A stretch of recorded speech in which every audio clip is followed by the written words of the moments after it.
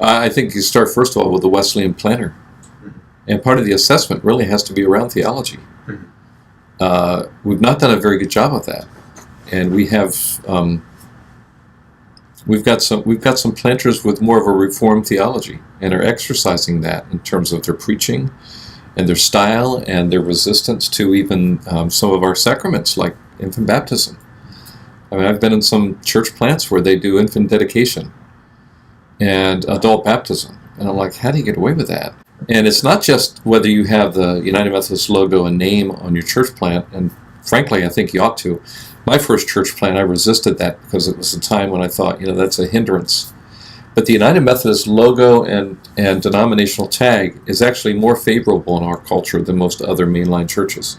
We need to lean into that right now because it's seen in a very positive way. But Methodism is bigger than that. So honestly, I think you start with a leader, and I think the leader needs to be assessed around that. And again, I think it becomes part of their responsibility in training leadership to make sure that they're training their leaders with a solid Wesleyan theological perspective and understanding. I think confirmation, I think, the sacraments and the articulation of our theology in the sacraments become very, very important. And it just needs to be, it needs to pervade everything that we do in our church plants, but it starts ultimately with the leader. John Wesley didn't want to start a new denomination. That was not his intent. His intent was to help people fall in love with Jesus. And so that's been what we've been about from the beginning, is to help people see Jesus. It doesn't need to be about bringing people from other churches to this church. It needs to be about offering people a new walk with Christ. And that's what I think Wesley was about. It's why he went to the bars. It's why 4,000 tongues to sing. It's to a barroom tune with faith words. He met people where they were and then offered them Christ. And so, to me, that's distinctive Wesleyan. Sacramental communion, baptism. And so those are all a part of who West is. I'd say if there's one way that is distinctively Wesleyan is in our theology. So as far as what we preach and what we teach, you would hear a lot of Wesleyan tradition and heritage in the message. Myself, I was born and reared in the United Methodist Church, so it's really all I've known my whole life, and it's something that has kept me in the Methodist Church when I've had opportunities or looked at possibilities of leaving and participating in other traditions or non-denominational environments. It's always the theology that has kept me in this tradition. So it's the theology more so than anything else. I think we almost have to really return to John Wesley himself. Like, if you take a look at his life, obviously he was extremely disciplined as far as spiritual disciplines are concerned, and the way that he lived his life. And so we can learn a lot from just looking at his life, but also looking those key characteristics that I've named already as far as evangelical urgency and an entrepreneurial spirit. Those are very evident in the life and the work of John Wesley. And so if we could return to that and couple that with the social justice and with the concept of serving the community around us and people in need, but not losing the evangelical urgency, if we can couple those well, I think we will continue to have a strong heritage in the Wesleyan tradition. Well, I think back to Wesley's 3 rules. Do no harm, do good, and stay in love with God. And when we think about that in relationship to people, certainly in the Bible Belt South, you're going to run into other Christians in the process. And I think that staying faithful to our Wesleyan heritage is to remember that we are a church of grace. And that grace, if it's overflowing from your own heart, it's going to spill into the lives and hearts of others. And I think it's that kind of relationship with God that we continue to foster within our church that makes it easy for us to step into and partner with other churches and to just be in conversation with other faith communities, whether that's one-on-one with another Christian brother or sister, or whether it's combining the efforts of two faith communities. I think celebrating this idea of one church, yet still embracing who we are distinctively as Wesleyan, is really easy if you really are Wesleyan, because grace overflows and it spills into the lives and hearts of others if we're willing to allow it to. So it's just a matter of not impeding that and to trust how God may be at work, not only within these walls, but within the greater community. And certainly, listen, we can't do that alone. It requires us all to be faithful to God. And we can, as United Methodists, be faithful to God in a way that begins to provide a really good example for folks in our greater community. And if that's other churches, if it's other people, and we can learn from other denominations as well. I think we forget about that a lot too. Well, one thing that I say is that I don't want to copy anybody, but I want to learn from everyone. So anybody that's making a big deal out of Jesus, anybody that's scripturally based, I want to look at them and see what they're doing and why they're doing it, and learn from their vision and their methods as well, and see how we can take some methods outside of our particular heritage and denomination and maybe apply them in our context and along with our polity, and see if they can be effective in our context as well.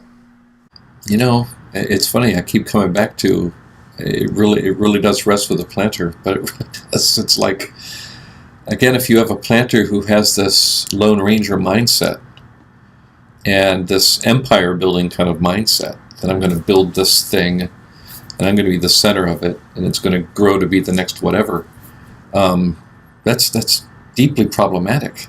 And we don't really need people like that planting churches in United Methodism. I think one of the unique things about the United Methodist Church is our dialogue with other faith communities, not just Christian, but other world religions, and our ecumenism and our openness toward partnerships with other faith traditions. And I love what I see in some of our church plants where they're very open to having imams come and have a dialogue on Sunday morning or in some special event around the Muslim faith, differences and similarities. Or the church plant that I visited this weekend is doing a Seder meal, and they're having a rabbi come and work with them in that. I'm like, this is awesome. And their people are loving it. I think the people in our churches, especially younger people that we're trying to reach, are already there. The lines, denominational lines for them are blurred. They're more, I think, in tune with and open to this wider sense of God's world and God's kingdom, and without losing our Christian distinctions, but being able to carry that into the conversation without minimizing somebody else's distinctions. But to say, I think you can have a high Christology and still be a very open and ecumenical and progressive person.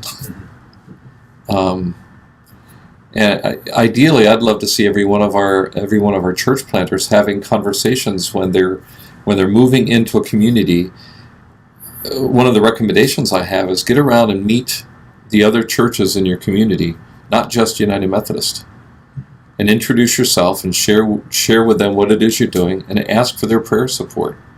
Learn what you can from them about what they've learned about the community, because they already know the secret recipe. They know the sauce. These are your partners in ministry. They're not your enemies. I don't care where you go to church. I just want you to have a community of faith that helps you grow in your walk. And so if somebody comes to West and they need more structure, or they need to perhaps look at Scripture differently than we do, and they go to Berea Baptist or Peninsula Baptist or the Catholic Church or whatever, it's all one kingdom.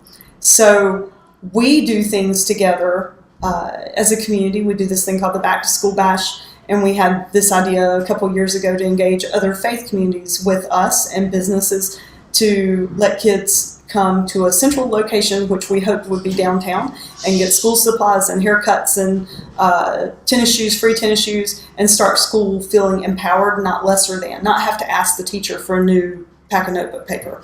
And so when we started that the first year, other churches came on board: the Greek Orthodox Church, the Lutheran Church, the Episcopal Church, the Catholic Church, the non-denominational church.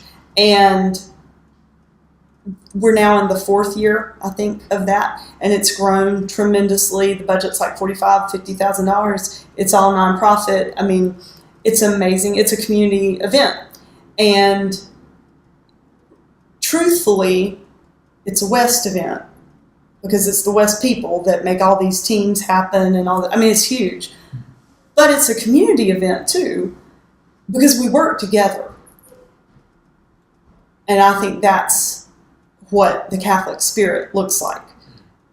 And especially if it's not about, numbers or all those things. It's just about community and love.